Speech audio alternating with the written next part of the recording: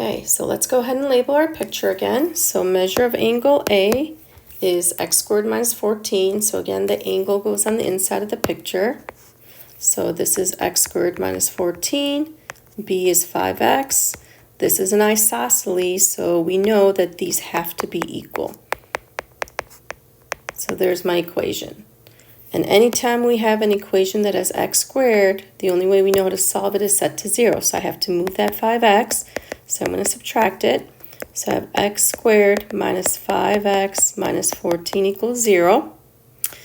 We're going to go ahead and try to factor it. So I need to find the two numbers that multiply to negative 14 but add up to negative 5. So those numbers are going to be negative 7 and positive 2. Set up your parentheses. So that means it's x minus 7, x plus 2 equals 0. So I have x minus 7 equals 0, x plus 2 equals 0. And go ahead and solve each one. So my two answers are going to be 7 and negative 2. Now I want you to find the measure of the angle of A, so I'm going to take these numbers and plug it in. So if I take the 7 and plug it in, you have 7 squared minus 14. It ends up that this is 39.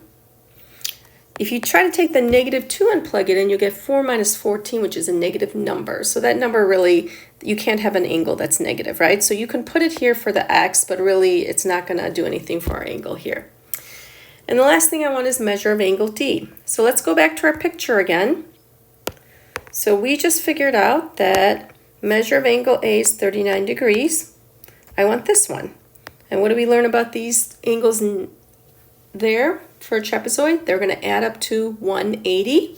So if I do 180 minus, oops, I think I made a mistake here. I think this is 35. Sorry. 49 minus 14. There we go. If I do 180 minus 35, this will give me 145.